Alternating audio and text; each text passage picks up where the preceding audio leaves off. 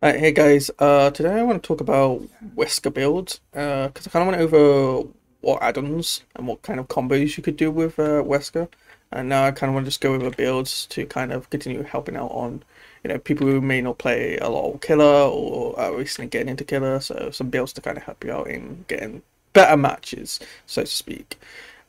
So we'll just dive straight into that. Right, so to start off with, we'll start off with what I would consider like the universally good build for Wesker, and this is kind of a build that can kind of work on pretty much any killer, minus a few because of how it works. You don't want to be like using this on like Trapper who's setting up traps. Lethal Pursuit is obviously not going to do much for you there. Although the Scourge Hook Dead Man Switch combo is pretty much good universally on any killer, but we'll go over that in a second.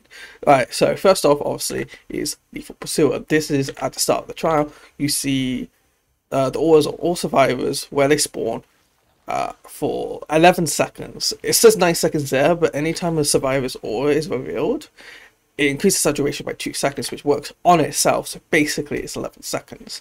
This is quite strong. This helps you really easily get into that first initial chase that you really want to get as soon as possible. So that's really helpful, especially if you're, say you're bad at finding survivors early, or it's just one of those matches where you can't find somebody. This kind of eliminates that variance that you can have there.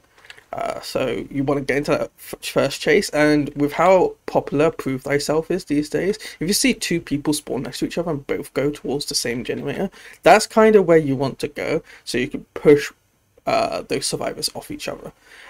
There's also the counterpoint of sort of the combo of hyperfocus and stakeout is really popular right now. The main problem with trying to play around that as a Wesker is you've got a 14-meter terror radius by default, and you're not really going to be bringing anything to change that. So you can't really be playing around it that much, because in a lot of maps, especially smaller maps like Midwich, even RPD, you are going to have people are going to be in the edge of your terror radius quite frequently, gaining those stakeout stacks. So there's not really much you can do about that. So it's best to try and push people away from Prove Thyself than to worry about stakeout stacks. And I think it's better to have Prove Thyself not on than to have people getting stakeout stacks, if that makes any sense. So yeah, with this you kind of want to find survivors, and if they're together, push them apart so they're not getting gens done super fast together. You obviously still, in that first chase, you're probably going to lose a gen. That just tends to happen with killers with no inbuilt slowdown. Nothing wrong with that. Most of these builds will work best into the mid to the late game. This one specifically, mid game, is really well. While it's while in the end game, it doesn't really have anything going for it other than some aura reading. Right, on to the next one. I'm going to skip a perk here because I think it's better if we go on to this one first.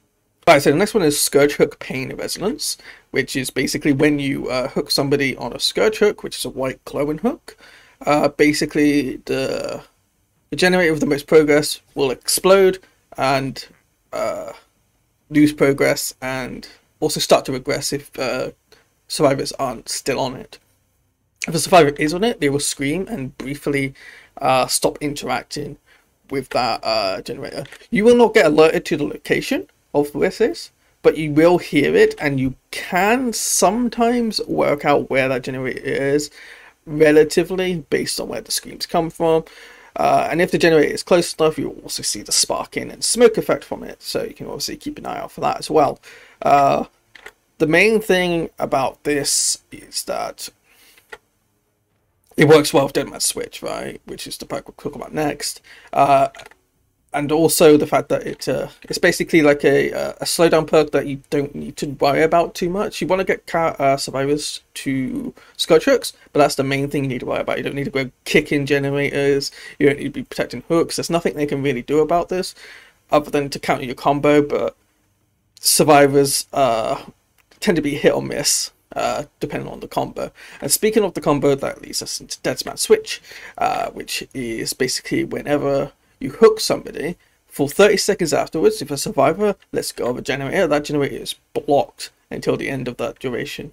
So if you use Scourge Hook Pain Resonance and they scream from that, that generator will be blocked for full 30 seconds. And if you approach a gen that's being worked on and they get off it, that is blocked for the remaining duration as well, which can be 20 seconds or 5 seconds depending on how fast you get to that generator that's been working on. This is just good because it's extra slowdown on top of that Scourge hook, and if they get kicked off it instantly, if you walk over there, push them away, once those 30 seconds away, assume you're in the chase and they were the only one on that generator, that generator will continue to regress after that 30 seconds. One thing to keep in mind is while a generator is blocked by the entity, it does not regress. So keep that in mind. If it's a really close to be finished generator, assume like, it's lost 15%, but it's not regressing. It's not going to come back 30 seconds later and be at 50%. It's still going to be at that 85, 84%. It feels like 99%, right? So keep that in mind if you're pushing people off a generator and want to guard it after that 30 seconds. But there's nothing else really to say about that. Push people off, it slows them down. It's just an overall good perk. And the combo is still really, really strong. Most people like me are questioning why the hell Behavior brought it back, but it works, right? Alright. And then we'll move on to the final perk, which is another Scourge hook, which is Floods of Rage. This works really well with Lethal Pursuer. Basically, when you hook somebody on the Scourge hook, will be the same 4 hooks as the Pain Resistance ones. When that person gets unhooked from it, you see all other survivors revealed for 7 seconds, which goes up to 9 seconds with Lethal Pursuer. This is really good because if you hook somebody and you can't find anybody, you don't have to keep searching. You can find somebody instantly, whether they're close by, or in worst case scenarios, go for the person who just got unhooked, or if you go for the person who just got hooked, that you just hooked, you're probably not going to be wanting to run this perk. But other than that, honestly, with how popular Off the Record is these days, and the BT going for the person who's just got unhooked as a Wesker, you're probably not going to have a good time. But you get what I'm saying, right? So you take this perk, you find somebody with it if you're having a bad time, and if you have already found somebody and you're mid-loop with another survivor while somebody's got unhooked, you have 9 seconds where they cannot mind game you at all. And it's really hard to tell when a killer has this perk as a survivor. So often you just go, oh, they just outplayed me. I tried a mind game and I lost to 50-50 or whatever, but it's not like they can literally see what you're doing, and you can see what they're doing when you're playing this as the killer, obviously, right? So it's really useful if somebody gets unhooked, mid chase as well. So it's really good. Honestly, what can I say? It shortens chases down if somebody gets unhooked, and if you're having trouble finding somebody again, it really helps with that as well. So overall, a really good perk. And a really good build. Don't think to really say about this build. It's once all those generators are done, the only perk you really have is Scourge Hook, Floods of Rage with the buff of Lethal Pursuer. You're probably going to struggle during that end game, especially if there's multiple survivors alive, right? So yeah, keep that in mind. But getting that first chase early, constant slowdown through the mid to late game. You're pretty much going to have a really good time with this, and as I said, this is pretty much applicable to almost any killer, minus a few. So yeah, even if you're not playing Wesker, if you're having troubles, try out this build, see how it works on the character you're playing. You can't really go that wrong with it. My only ones that really are obviously that you don't want to play this on is like Trapper or Hag, who do a lot of setup in the early game, and Lethal Pursuit is not going to have the effect you wanted.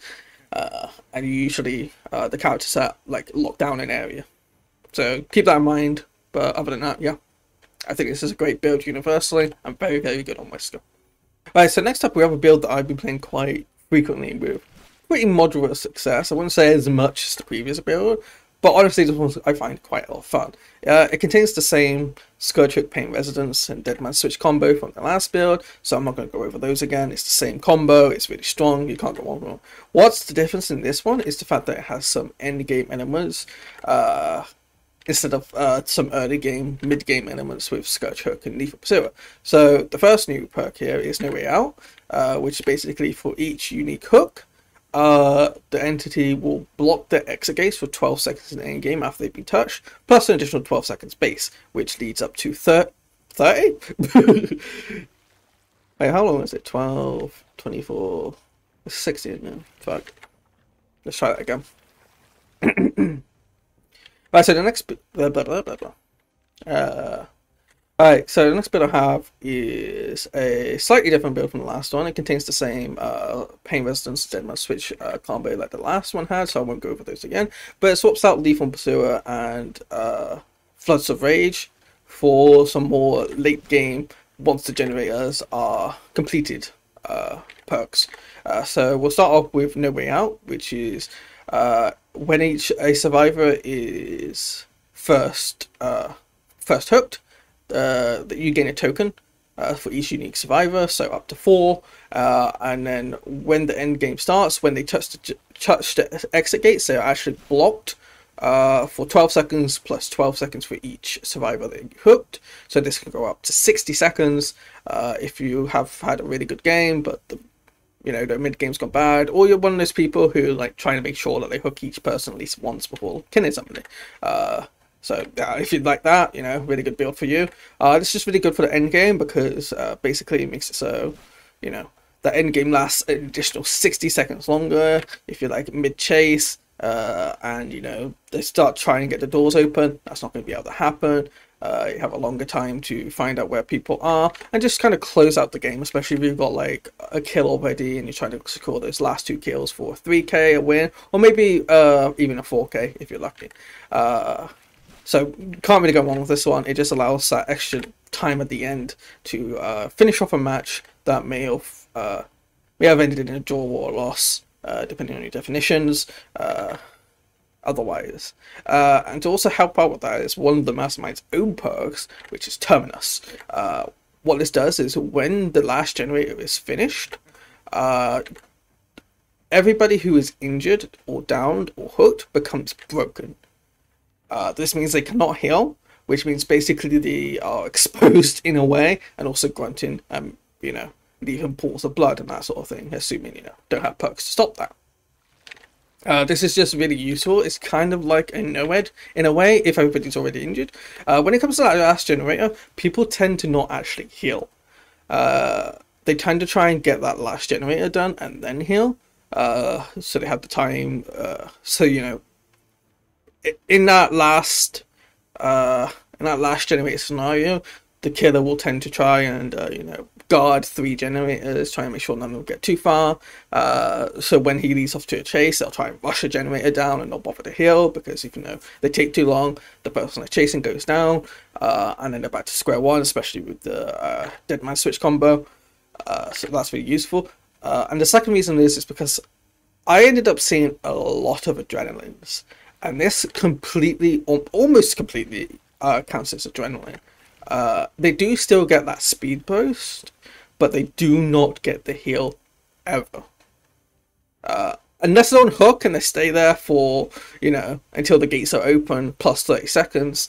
But, with No Way Out, making it so that, you can't open it for up to 60 seconds, plus the additional 30 seconds with this. If somebody's spending a minute 30 on a hook, they're not getting adrenaline value at all, because they're probably going to be dead by the end of that. So that makes it really, really useful. And also, it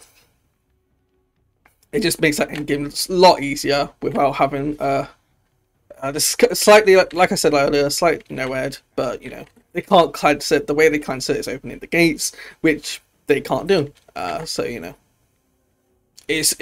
basically the use of it, right? You get survivors down, or you get them injured before they finish that last gen. No adrenalines, heal up, and they can't open the gate for a while. Another combo you can do here is one I also used quite frequently as well, is instead of No Way Out, you can also use Blood Warden. Basically what Blood Warden does is basically when the exit gates are opened, if you hook a survivor, the entity blocks that for 60 seconds. which is actually really useful because Terminus doesn't start to deactivate until they open the gates. So this kind of leads the survivors into a damned if you do, damned if you don't situation where if they don't open the gates, they're constantly injured and they can't heal. And if they open the gates, they get blocked in.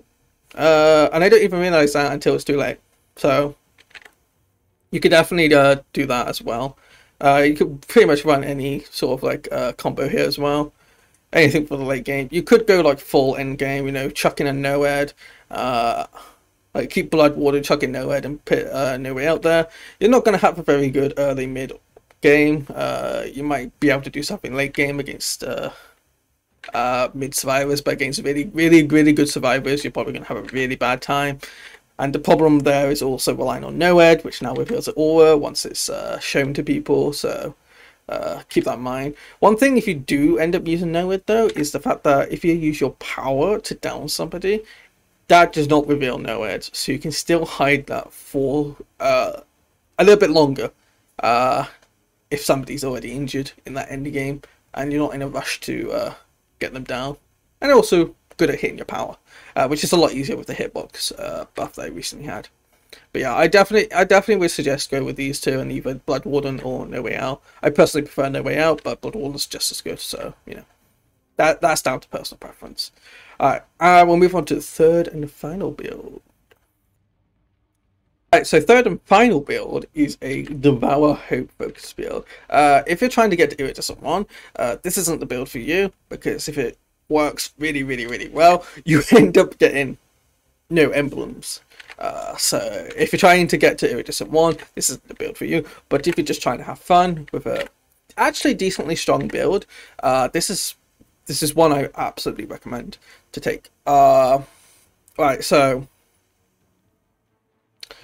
basically, obviously, first off is Devour Hope, which is basically when hooking Survivor and they get unhooked, if you're 24 meters or more away, you gain a token. At 2 tokens, you gain a haste effect after hooking a survivor.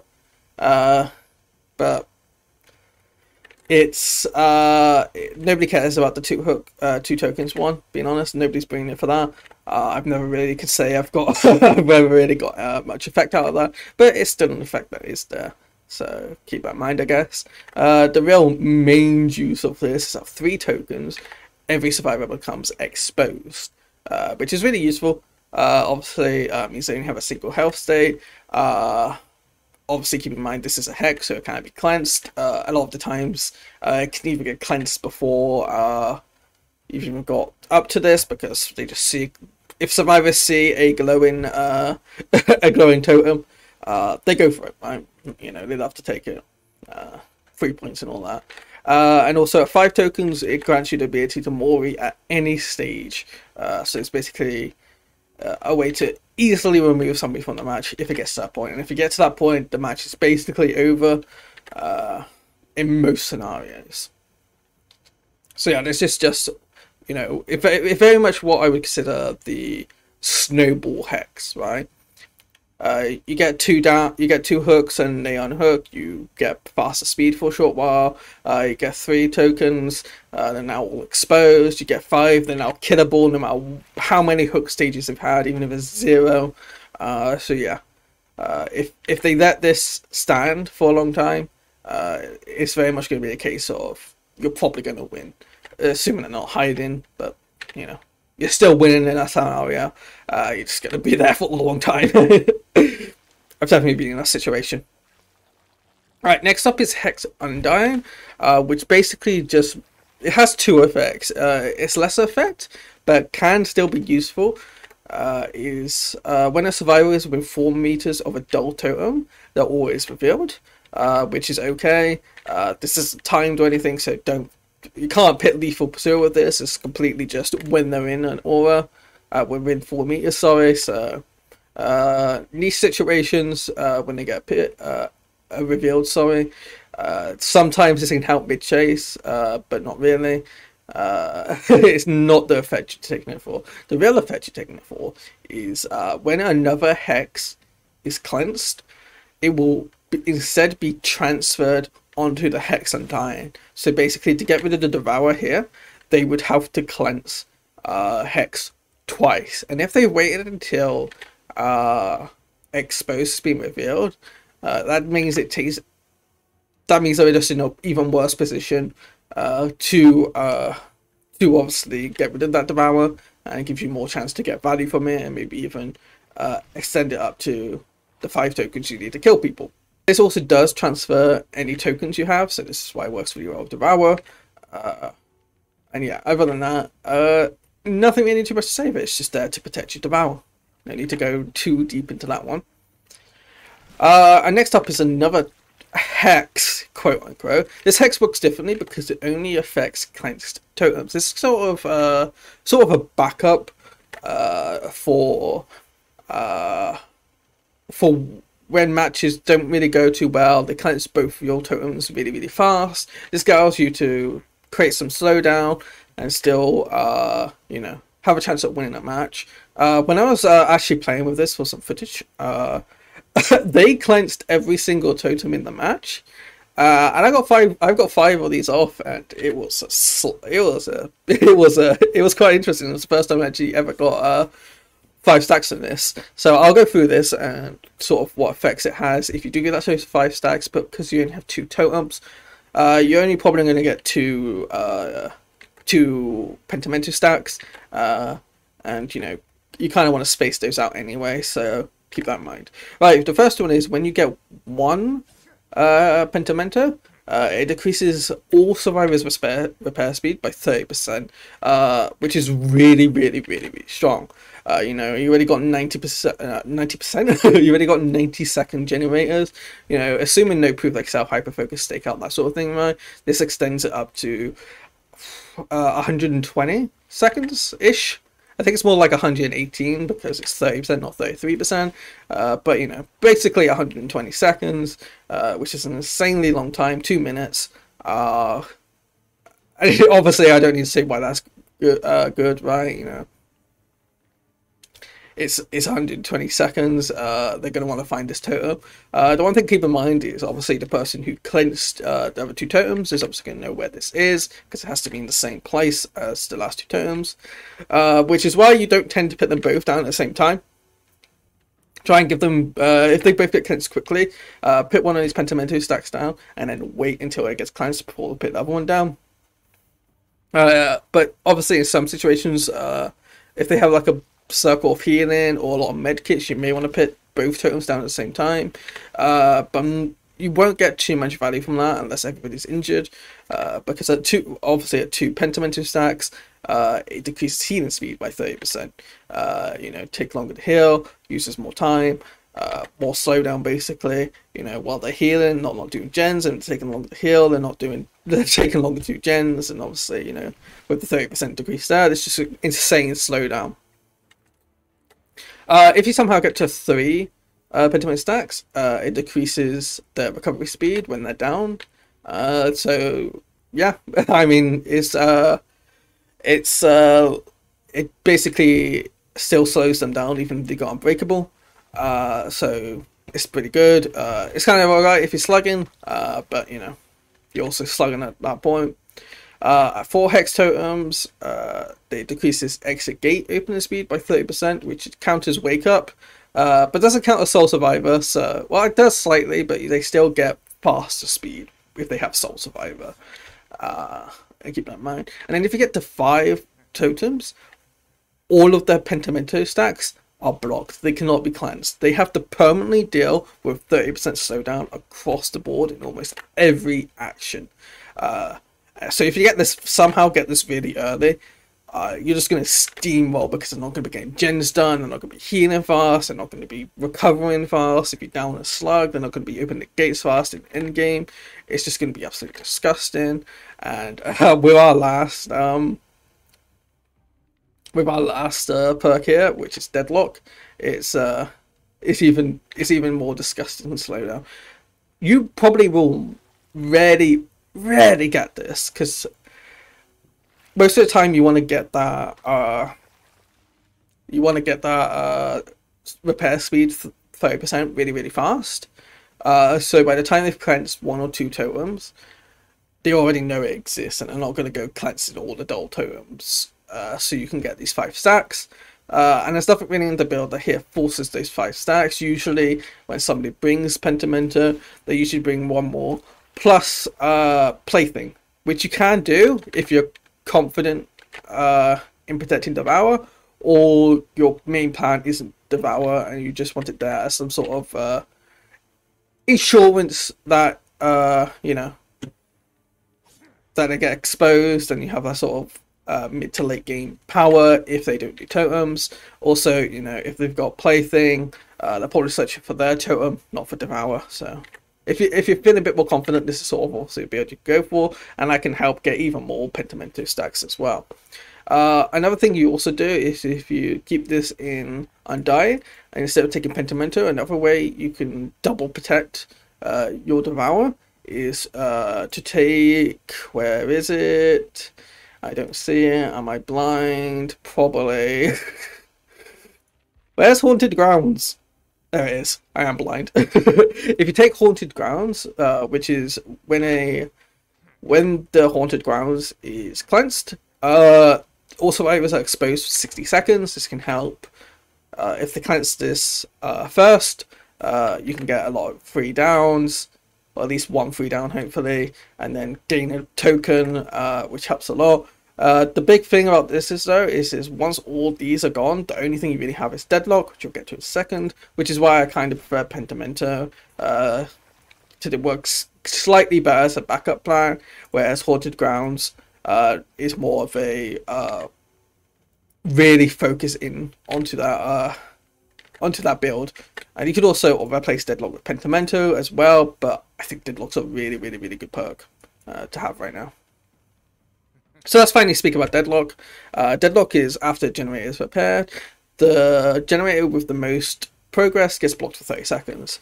This is really good for extreme slowdown, because it tends to be when you're against good survivors, they would tend to split up. Unless they got Prove Thyself, but even then you probably won't have more than 2 people on a generator, or 3. If all 4 people on a generator, then that's not really efficient for the survivors. But yeah, most survivors will split up. So this is basically when one is completed, that second one gets blocked. You get told where it is, so you know where to defend after 30 seconds, or where a survivor might be right now. Especially if it's close, you can go there, find a survivor. This just helps with the battle plan for longer. Because, you know, Devour Hope, you know, you don't want the match going off too fast.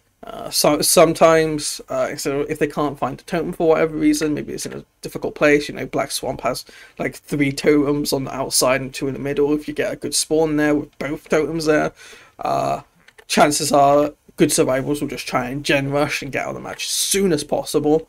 So this really helps against that, stops gen rushing a little bit. And yeah, it's not much to really say about that. It's just a really good perk. Like I said before, you can obviously replace this with Haunted Grounds if you want to go full in on the totem build. You can also go Plaything, but I would also get rid of Undying. Otherwise you're going to have too many... somebody isn't going to get a Plaything, but obviously you can still keep that if you don't mind that one person isn't going to get it. But yeah, I think Deadlock's probably the best to go along with these 3 if you're going to go with this full build. I've had a lot of success with it. I had one match which finished in about 5 minutes because it basically they just didn't find Devour, and I got a bunch of Moris off, and it was great. That was on stream. And then the one I will show here, hopefully, assuming I know how to edit properly, will be the one that had 5 Pentimento stacks. They found the hexes early, but you know, 5 Pentimento stacks be really good. Was a really fun match, at least for me. I'm not sure about the survivors, and yeah, it's a really fun build as long as you're not trying to pip up. Other than that, yeah, that's all 3 builds I wanted to go over today. Killer variety is quite high. The only thing I really say is, you know, Ruin kind of sucks still, and don't use Thanophobia. you have to have everybody injured, and as Wesker, you're not going to really be doing that. But you have a lot of variety. There's a lot of other builds you can go over as well. Like Save the Best for Last is a really good perk. I've used Surveillance to some success as well. Gift of Pain. You know, there's lots and lots and lots of different things you can do. You also go for a kick build with Pop and Call Up Brian and that sort of thing. There's no lack of builds you can play on Wesker or any killer really right now. There's no force you can go into.